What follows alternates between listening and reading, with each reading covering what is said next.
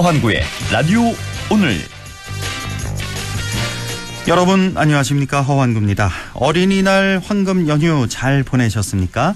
휴일이 많은 5월에는 지출도 많은데요. 그런 탓에 통장이 텅 비어버린다고 해서 5월은 통장의 달이라는 말까지 들리고 있습니다. 그런데 이런 때 물가마저 비싸서 더 부담됩니다. 특히 외식 물가 상승률이 무서운데요. 지난달 외식 물가 상승률이 3.0%를 기록해 전체 소비자 물가 상승률 평균보다 높게 나왔습니다. 품목별로는 떡볶이 가격이 5.9%로 가장 많이 올랐고요. 비빔밥과 김밥이 각각 5.3%, 햄버거도 5% 올랐습니다. 외식 물가 상승률이 소비자 물가 상승률 평균을 웃도는 현상은 2021년 6월부터 35개월째 이어지고 있습니다. 정부에서도 외식 물가 상승을 막기 위해 여러 노력을 기울이고 있다지만 좀처럼 외식 물가는 잡히지 않고 있습니다. 보다 실질적이고 장기적인 안목의 대책이 필요하겠습니다. 5월 6일 월요일 라디오 오늘 광고 듣고 시작합니다.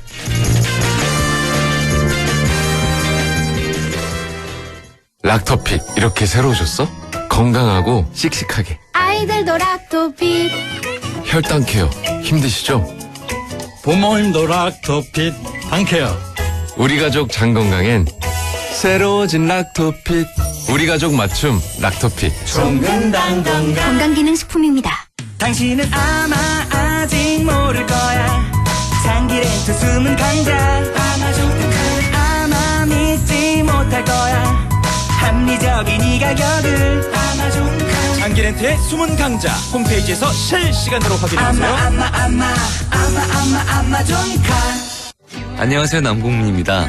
고객님들 덕분에 국민의 옷집 웰메이드가 50주년을 맞이했습니다. 웰메이드는 앞으로도 모든 순간을 고객님들과 함께하며 더 많은 사랑을 받을 수 있도록 노력하겠습니다. 모든 순간이 웰메이드이길. 웰메이드 50주년. 아기 낳고 팬츠 타자.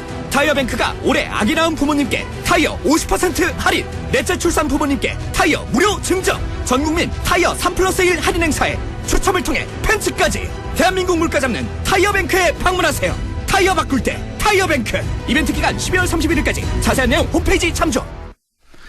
네, 라디오 오늘 월요일 순서 시작합니다. 1부 양승진의 슬기로운 뉴스 생활 함께하고요. 2부 이슈 오늘에서는 야간 관광 활성화 조례안을 발의했죠. 잠시 후 경북도 의회 김경숙 의원을 연결해서 자세한 얘기 들어보겠습니다. 이어서 안상준의 세상 읽기도 함께하겠습니다. 라디오 오늘 유튜브로도 다시 들으실 수 있습니다. 많은 애청 바랍니다.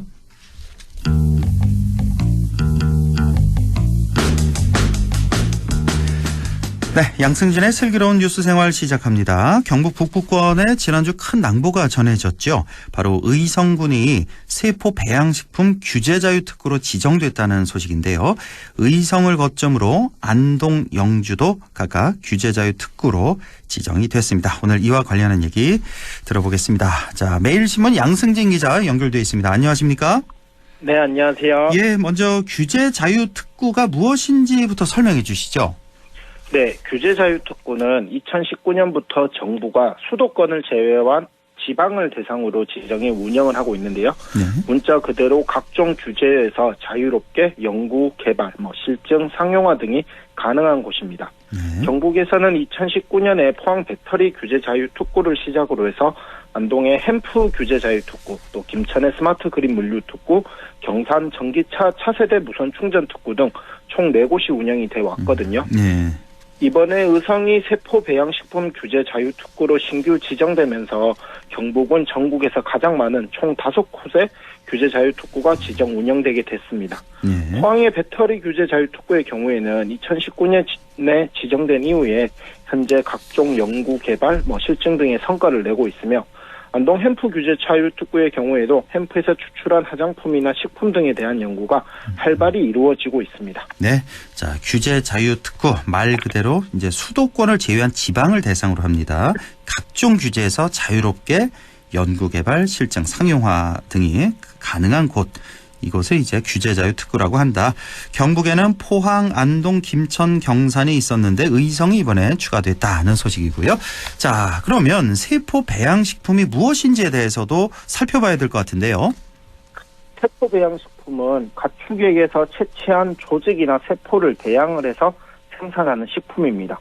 조금 더 쉽게 이해를 하시려면 인공가공육이라 생각을 하시면 될 것 같은데요. 네. 2028년이면 글로벌 시장 규모가 약 28조 원에 달할 것으로 전망이 되는 블루오션입니다. 기후변화에 따른 탄소 중립으로 인해서 대두되는 식량 위기의 대체 식품으로 주목을 받고 있습니다. 동물이나 원육에서 고순도 세포를 추출을 해서 인공육류를 개발하는 것으로 이미 2013년부터 농업 선진국인 네덜란드에서는 세포 배양을 통해서 소고기 패티를 생산을 하고 있습니다. 네. 또 미국도 2020년부터 닭고기 패티를 세포 배양을 통해서 생산을 하고 있고, 일본, 중국, 싱가포르 등의 국가에서도 속속 관련 연구와 스타트업 기업이 생겨나는 상황입니다. 우리나라에서는 2022년 연말에 정부가 미래 먹거리 신산업으로 푸드테크 육성과 함께 세포 배양 식품을 집중적으로 육성하기로 했습니다. 네. 이번에 규제 자유특구로 신규 지정된 것도 이 같은 정부 정책의 결정에 따라서 이뤄지게 됐습니다. 아, 그렇군요. 자, 그러면 신규로 지정된 의성의 세포 배양식품 특구에서는 어떤 일을 하게 되나요? 우선 특구 사업자로 참여하는 기업들이 총 10곳이거든요.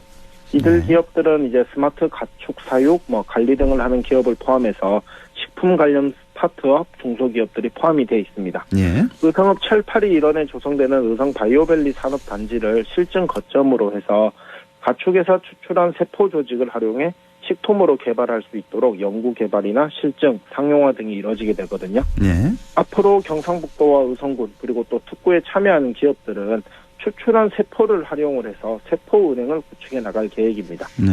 세포은행은 고순도 세포를 추출해 보관 관리하는 곳으로 앞으로 세포 배양식품의 제조 품질 관리 기준을 수립하는 역할을 하게 됩니다. 예. 또 대량 생산과 상용화 등을 위해서 세포 배양육을 대량 생산하는 데 필요한 3D 프린팅 기술이나 배양육의 맛이나 식감을 위한 식품 첨가물 개발에 대한 연구도 이루어질 것으로 보여집니다. 그렇군요. 자, 세포 배양식품의 연구 개발, 실증 등은 그동안 까다로운 규제가 있었던 걸로 알고 있는데요. 자, 이런 규제들이 의성 규제자유특구에서는 완전히 이제 해소가 된다, 이렇게 보면 되나요? 네, 문자 그대로 규제자유특구는 규제로부터 자유로운 것입니다. 동물보호법이나 축산법에는 살아있는 가축으로부터 조직이나 세포를 추출하는 것을 금지하고 있거든요. 예. 또한 도축된 가축이라고 하더라도 등급 판정 이전까지는 세포나 조직을 추출하지 못하는 상황입니다. 네. 가축의 등급 판정까지는 통상 한 사흘 정도가 소요가 되는데 이 규제자유특구에서는 이 같은 법이나 제도가 적용이 되지 않습니다. 네. 살아있는 가축으로부터 조직이나 세포의 채취도 가능하고요. 또 도축된 가축에 대해서도 등급 판정 전에 세포 조직을 추출할 수 있도록 했습니다. 그만큼 신선한 조직이나 세포를 추출할 수 있을 뿐만 아니라 세포 조직의 추출을 위한 불가피한 도축도 하지 않아도 되게 됐습니다. 이렇게 되면 앞으로 관련 연구나 실증 이런 것들이 더 탄력을 받을 수 있을 것이다. 이렇게 관련 업계는 보고 있습니다. 아, 이런 개념이군요. 그런데 이렇게 살아있는 동물에서 조직이나 세포를 추출한다.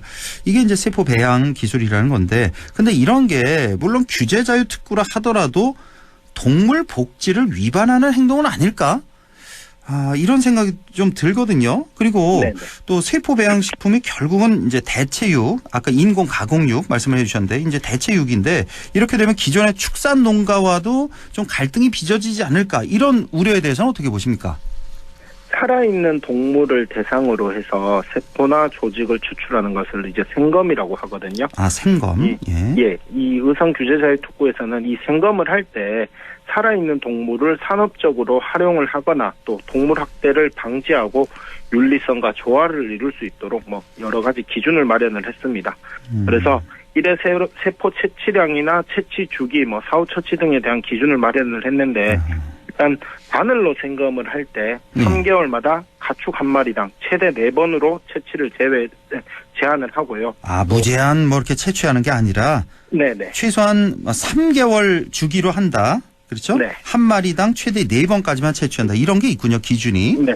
그렇죠. 예. 그리고 또 채취하는 조직의 양도 한 2g 정도로 제한을 2g. 했습니다. 예. 그리고 이제 절개를 통한 생검, 이게 바늘보다 상대적으로 효율적이라고 그러는데 아. 이 절개를 통한 생검을 할 때는 회차당 15g의 조직만 채취를 하도록 이렇게 제한을 했고요. 아, 절개를 통한 생검은 좀 많이 채취를 하는군요. 아무래도 네. 절개에서. 조금 더 양은 많은데 예. 어쨌든 이 채취량은 제한을 했습니다. 예. 이 생검이란 방식은 국수량의 세포 조직을 채취를 하기 때문에 도축과 비교했을 때는 오히려 동물 복지에 기여한다 이렇게 평가를 할 수 있을 것 같고요. 예. 그리고 기존 이제 축산 농가와 갈등에 대해서 말씀을 하셨는데 예. 세포 배양 식품의 경우에는 사실상 대체육 시장 뭐 햄이나 소세지 같은 품목을 대체할 것으로 전망이 됩니다. 어허. 그렇기 때문에 뭐 기존의 한우는 한우대로 또 가공육은 가공육대로 생산과 공급이 이뤄지기 때문에 큰 갈등이 없을 것이라고 저는 개인적으로 생각을 하는데 예. 그 축산시장 같은 경우에도 축산 농가 같은 경우에도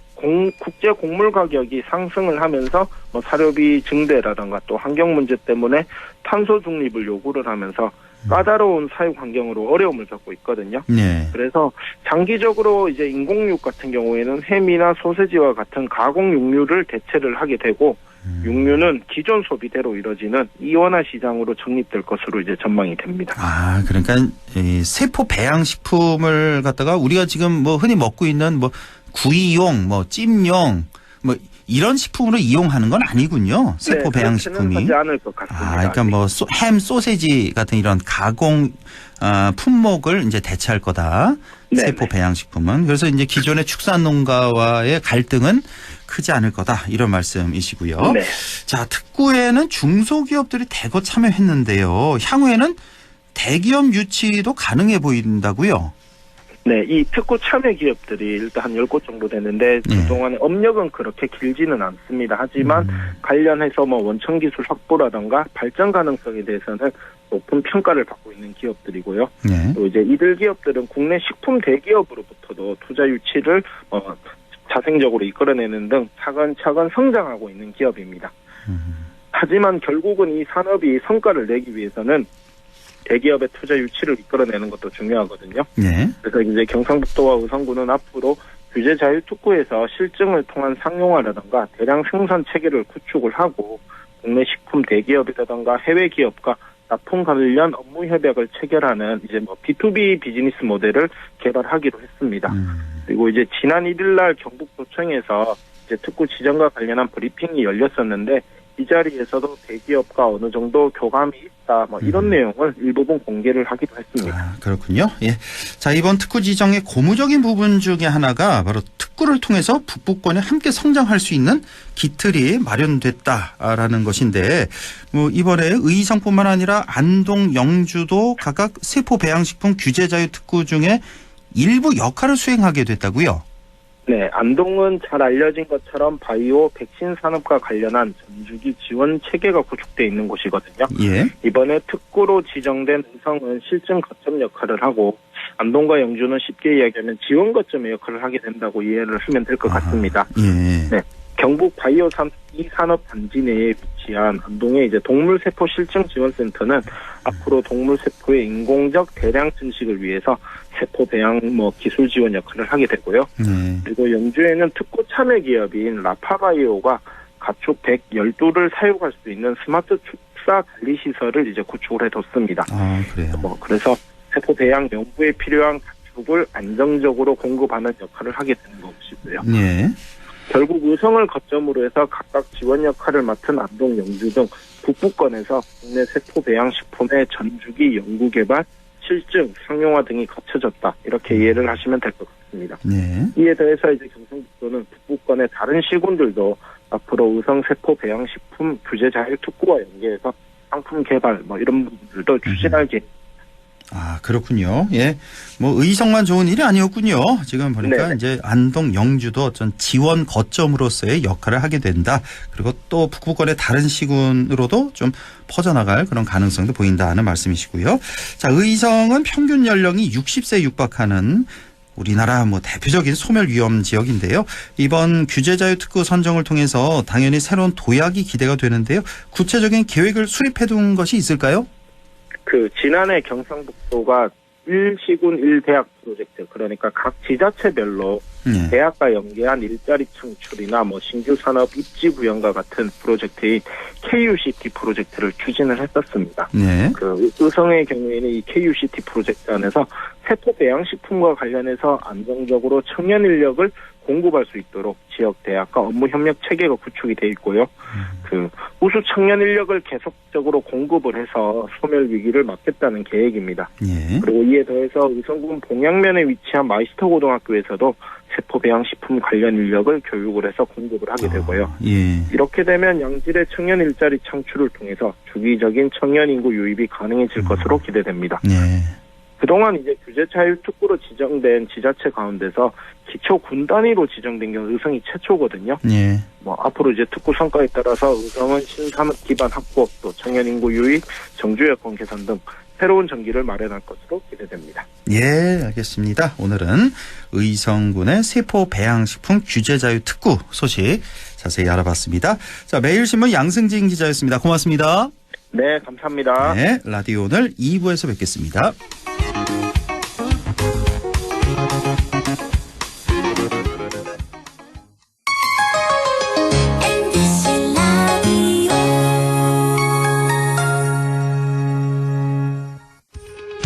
오늘도 안전하게 음주운전 예방수칙 알려드립니다. 첫 번째, 술자리가 예정된 경우 미리 귀가 방법을 정하고 차는 가져가지 않는 것이 안전합니다. 두 번째, 음주 후 자전거나 전동 킥보드를 이용하는 것도 음주운전 처벌 대상에 포함됩니다. 세 번째, 과음을 한 다음 날에는 대중교통을 이용해주세요. 숙취 음주운전 역시 처벌 대상입니다. 네 번째, 음주운전을 방조하는 경우에도 3년 이하의 징역형 또는 1,000만 원 이하의 벌금형에 처해질 수 있습니다. 적극적으로 말려주세요. 위험한 음주운전 미리 예방하여 소중한 생명을 지켜주세요.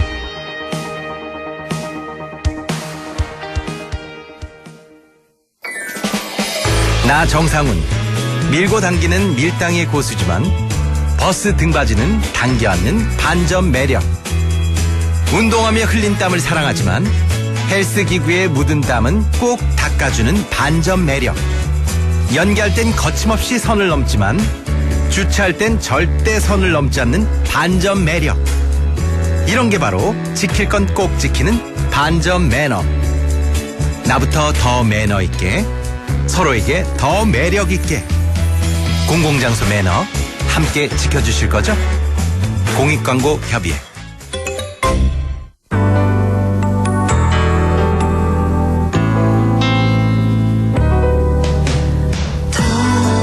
어렵던 날도 많았죠. 우리 함께 한다면 따스함을 느껴요. 사랑이 있어요. 소중한 꿈을 이뤄봐요. 우리 함께 여기 있으니 감동과 사랑 있는 MBC 라디오 문화방송 100.1 MBC 라디오. 네, 6시 23분 59초 지나고 있네요. 이슈 오늘 시작합니다. 화려한 조명 때문일까요? 야간 관광이 점점 늘고 있다는데요. 이런 분위기를 반영해서 야간 관광 조례가 만들어졌습니다. 바로 경북도의회 김경숙 의원, 자, 더불어민주당 소속이고 비례대표입니다. 김경숙 의원을 연결해서 함께 얘기 나눠보겠습니다. 자, 김경숙 의원님 안녕하십니까? 네, 안녕하세요. 김경숙 도의원입니다. 반갑습니다. 예, 반갑습니다. 자, 지난 2022년 더불어민주당 비례대표로 당선돼서 이제 2년째 의정활동 이어오고 계십니다. 자, 이번 초선이신데, 초선으로서 2년간의 의정활동 소감부터 좀 여쭤볼게요. 네, 벌써 이제 2년이라는 시간이 눈 깜짝할 사이에 흘렀어요. 예. 그래서 이제 주민들과 이제 도민들과 소통하는 시간도 사실은 많이 부족하고, 그래도 쉴 틈 없이 많이 달려왔습니다. 조례도 이제 만들고 민원 해결도 하고 나름 바쁘게 지내고 있는데요. 그런데 이제 그 중에서도 가장 중요한 것은 이제 의원으로서 동료 어른들과 이제 소통하는 것인데요. 제가 소수이기 때문에 다수 정당 의원들과 각 세우지 않고 협치하면서 잘 보내고 있고요. 의정 활동도 열심히 하고 있습니다. 그래 가장 중요한 것은 이제 의원님들과의 소통인 것 같아요. 그렇군요. 뭐 여당이 너무 절대 그 여당이어서 그렇죠. 지금 네. 도의회 민주당 의원이 몇 명이죠? 지금 두 분이 계십니다. 두 명. 여자 한 분, 남자 분. 네, 여자 한 명, 남자 한 명 이제 두 분이 계시고 나머지는 다 국민의힘입니까? 네. 무소속도 없고요. 네, 없습니다. 지금은 이제 탈당을 하신 분이 이제 한 분 계시고요. 아, 예. 네. 그러면 58명이 국민의힘이고 무소속이 네, 한 명이고 민주당 네. 2명 이렇게 구성되어 있나요? 네. 네, 그렇죠. 맞습니다. 모두 61명이니까 도의원이. 네. 자, 그렇군요. 예, 동료 의원들과의 소통, 협치가 가장 중요하다라는 걸 느끼셨다는 말씀이시고, 자, 이번에 야간 관광 활성화에 관한 조례안을 바로 김경석 의원님이 발의를 하셨는데, 자, 이 같은 조례안을 발의하시게 된 배경 이유는 어떻게 됩니까? 최근에 기후 변화로 이제 낮에는 사실 무척 덥고 밤에는 열대 현상이 생기고 또 겨울에는 사실 보면 엄청 추운 날도 며칠 되지 않지 않습니까? 그죠? 예. 그래서 이제 직장인들이나 연인들이 저녁에 여가를 즐기고 싶지만 볼거리, 먹거리도 없고 그리고 밤문화가 요즘에는 많이 사라지고 있는 현실입니다. 그렇습니다. 가까운 공원이나 강변 주변으로 제가 이제 일몰 이후에 걸어보면 사실 좀 많이 어둡고 또 아름다운 주변 환경을 볼 수도 즐길 수도 사실 없습니다. 예. 그래서 제가 이제 문화환경위원으로서 경북 관광 단지를 좀 다녀 이제 보니까 사실 일몰이 되면 자연스럽게 상가가 문을 닫고 또한 관광객들도 숙박보다는 서너 시간만 머물고 가는 일명 속관광만 숏 관광만 하고 가시는 경우가 많더라고요. 숙박은 하지 않고 서너 시간만 네네. 머물고 간다. 숏 관광만 그렇죠. 하고 간다. 네, 그렇죠. 예, 예. 네. 그래서 이제 그것을 보면서 머물 수 있는 관광은 야간 경관인데, 야간 관광이 잘 만들어지면 숙박뿐만 아니라 지역 발전에도 큰 도움이 될 것입니다.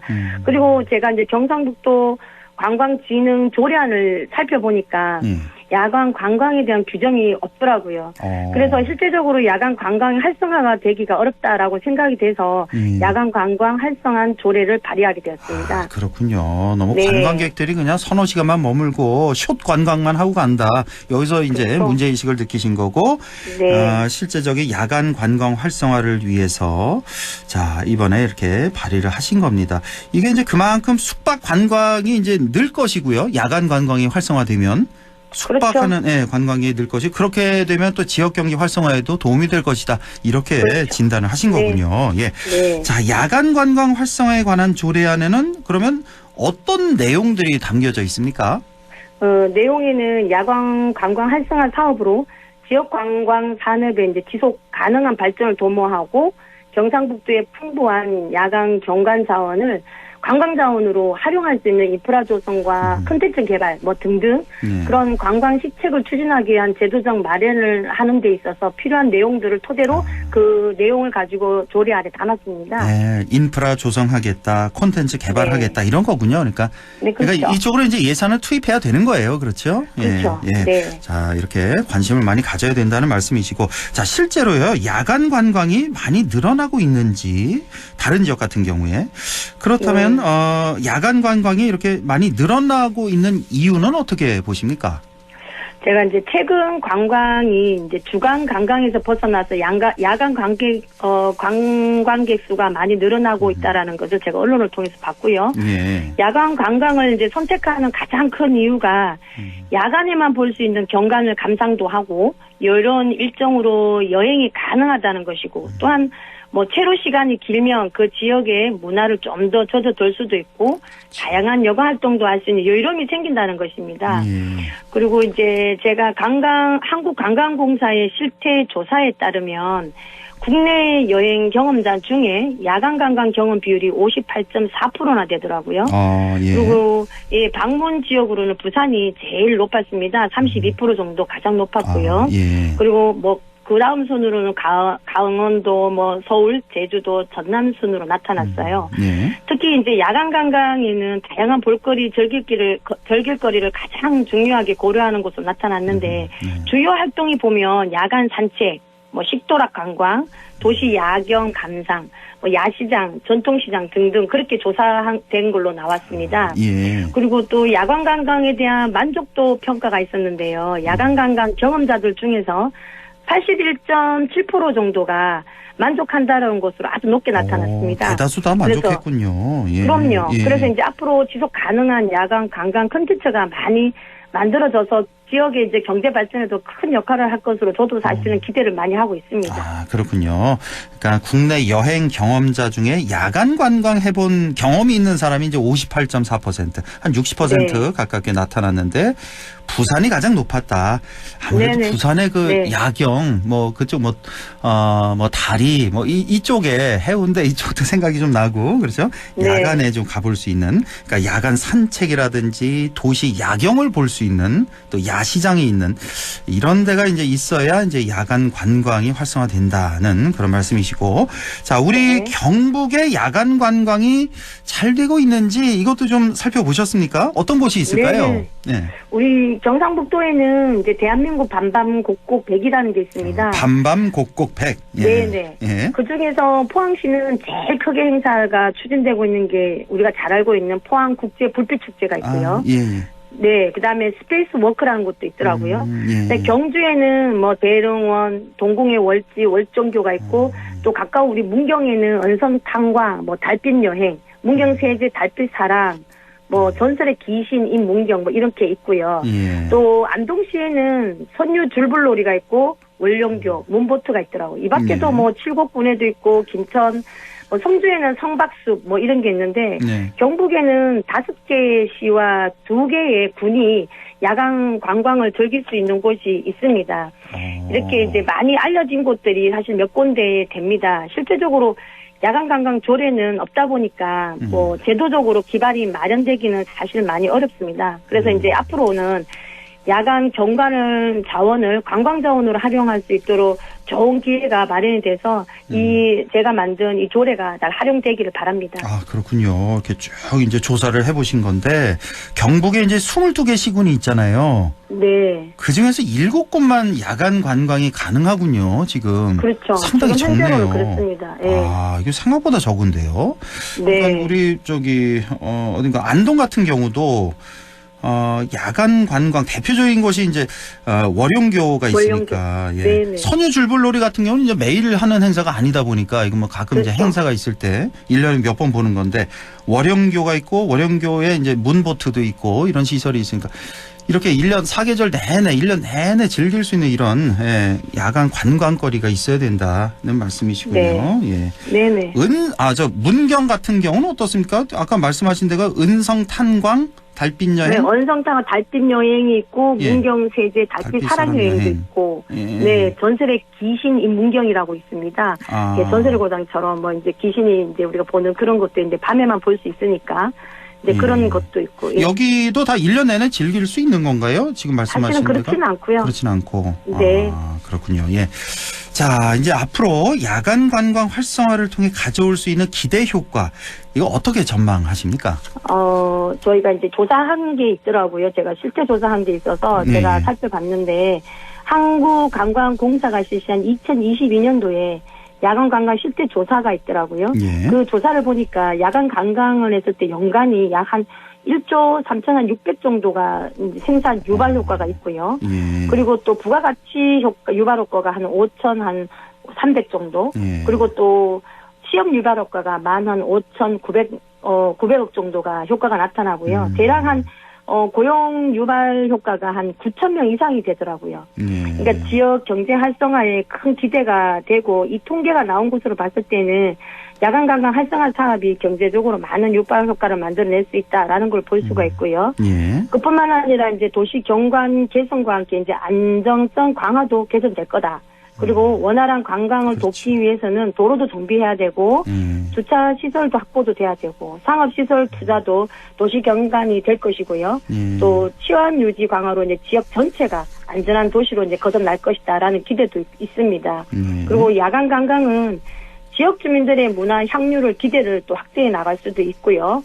지역의 활력을 높이며 관광객뿐만 아니라 지역 주민들의 삶까지 삶의 질까지도 향상을 시킬 수 있다라는 생각을 하고 야간 관광으로는 사실 많은 기대 효과를 만들어낼 수 있다라는 것을 저는 생각합니다. 그렇군요. 뭐 생산 유발 효과를 비롯해서 뭐 고용 유발 효과도 있고 또 아무래도 좀 밝아지니까 도시 자체가 안전성 강화 이것도 도움이 된다. 네. 문화 향유 기회까지 확대될 거다. 이렇게 많은 기대 효과를 전망하고 계시네요. 자, 문화재 지킴이 활동 지원에 관한 조례 일부 개정 조례안도 발의를 하셨는데요. 자, 이건 어떤 건가요? 요거는 일부 개정이기 때문에요. 요거는 문화재 지킴이라는 용어를 일부 개정한 건데 문화재 지킴이를 문화유산 지킴이로 개정했습니다. 문화재가 아니라 문화유산이 맞는 말이기 때문에 제가 개정 조례안을 발의했는데요.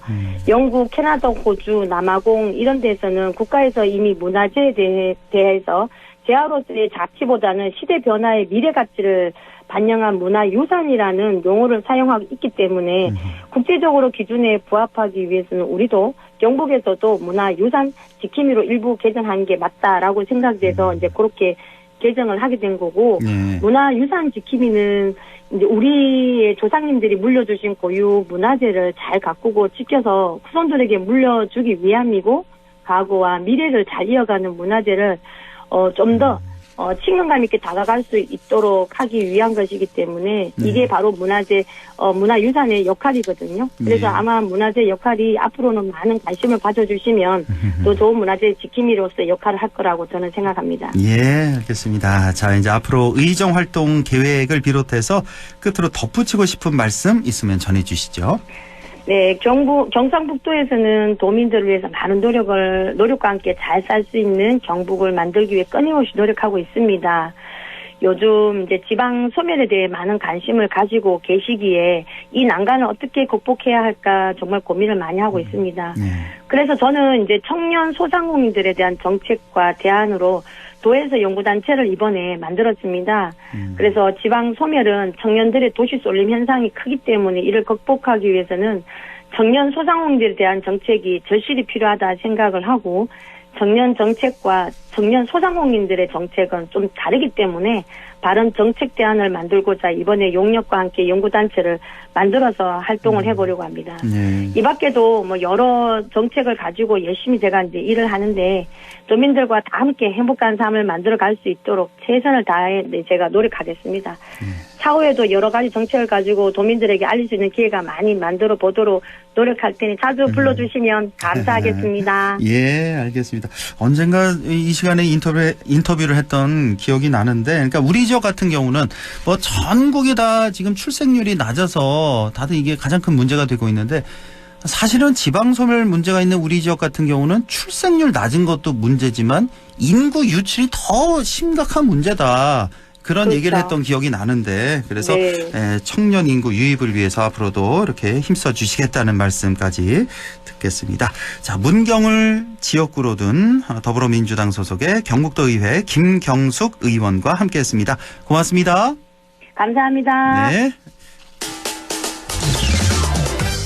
라디오 오늘에서는 청취자 여러분의 참여를 기다리고 있습니다. 우리 지역에서 발생한 사건 사고 소식이나 함께 토론하고 싶은 내용을 안동 MBC 홈페이지 라디오 오늘 게시판에 올려주시기 바랍니다. 전화와 문자 참여도 하실 수 있습니다. 전화는 851국에 7191번, 문자는 샵 0913번으로 보내주시면 됩니다. 문자는 단문 50원, 장문 100원의 정보 이용료가 있습니다. 여러분의 많은 참여 바랍니다.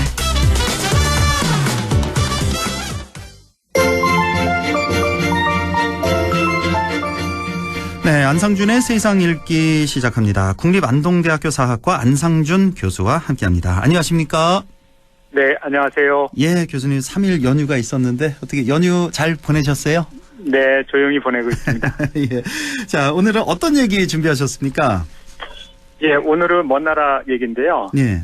예, 지금 미국 대학가에 팔레스타인 만세, 학살 중단과 같은 표가 아주 내걸려서 미국 대학생들이 아주 팔레스타인 민간인 학살에 대해서 격렬하게 지금 저항에 나서고 또 이 미국 대학생들의 시위가 유럽으로 번져서 뭐 독일이라든지 또 아일랜드, 스위스 같은 나라에 계속해서 확산되고 있다고 합니다. 예.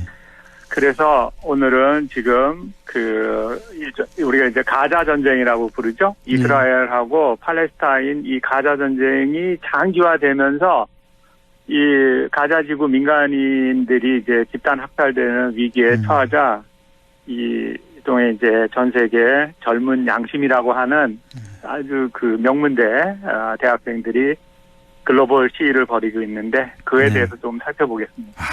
참 이 이스라엘 전쟁 너무 속상해요. 이제 가끔씩 이제 뉴스에서 전해지잖아요. 네. 그러니까 군인들끼리 서로 이렇게 치고받고 이런 거는 그래도 좀 덜한데 민간인이 이렇게 학살되는 현장, 특히 어린이들, 여성, 노인들 이렇게 폭격으로 목숨을 잃고 크게 다치고 이런 뉴스를 우리가 이제 종종 보지 않습니까? 이제 그것에 대한 이제 이스라엘의 팔레스타인 민간의 학살에 대한 규탄하는 그런 시위가 지금 미국에서부터 또 유럽으로 이렇게 번지고 있다. 오늘 이 내용인데.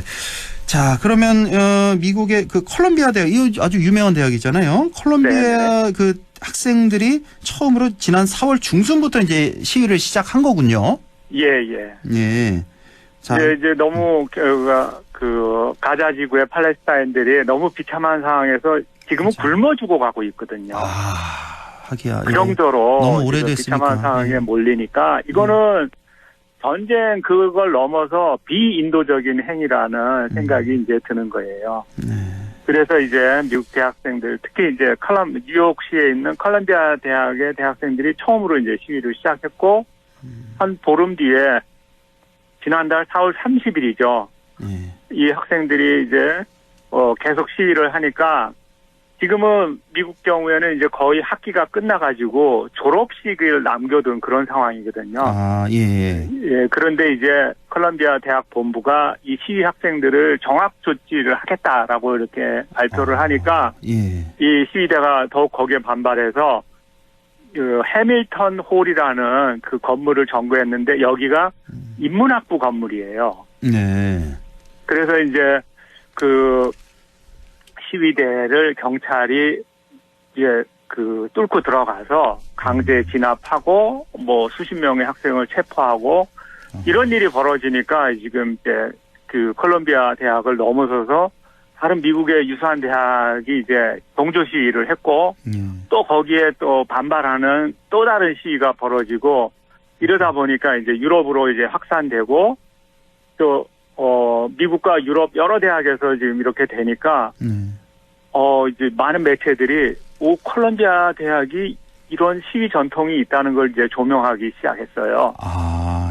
그래서 이제 과거 1960년대 베트남전 반대 시위할 때 사실은 이제 UC 버클리에서 처음 시작됐지만 콜롬비아 대학이 이 시위에 굉장히 중요한 거점이 됐었고 좀 보도에 따르면 이제 당시에 수백 명의 학생이 캠퍼스 건물들을 점령을 했고 또 이 반전 시위를 하면서 인종차별 시위까지 벌어지면서 경찰하고 굉장한 그 공방전이 벌어졌고 당시에 거의 700명이 넘는 학생이 붙잡혔고 경찰도 다치고 뭐 이렇게 되면서 이 반전 시위가 이제 전국적인 현상으로 번지게 되면서 60년대 그 미국 대학생들의 반전 시위를 증폭시키는 그런 계기가 됐다고 알려져 있습니다.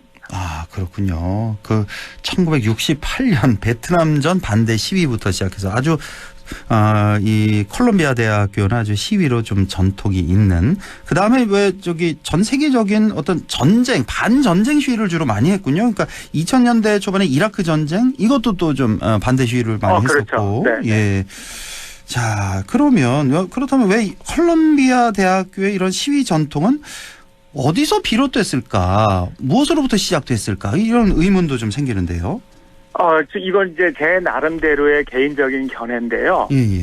어떤 콜롬비아 대학 내부에 어떤 그 인문학적 전통이 있는 것 같아요. 그러니까 사회 문제에 대해서 적극적으로 대항하는 그런 그 행동하는 지식인 것 같은 그런 전통이 있는 것 같아요. 제가 운이 좋게도 2016년부터 17년 사이에 콜롬비아 대학에 방문 교수로 갈 기회가 있었어요. 아, 그렇습니까? 예. 네. 그래서 이제 거기에 세계적으로 유명한 동유럽 연구소, 해리먼 연구소라는 동유럽 연구소가 있는데, 거기 초청으로 이제 가게 됐었는데, 제가 콜롬비아에 처음 발을 디딘 순간, 거기 이제 조금 걸어 들어가면은 큰 광장이 나오고, 양쪽으로 본관이 있고, 중앙도서관이 마주보고 있어요. 예.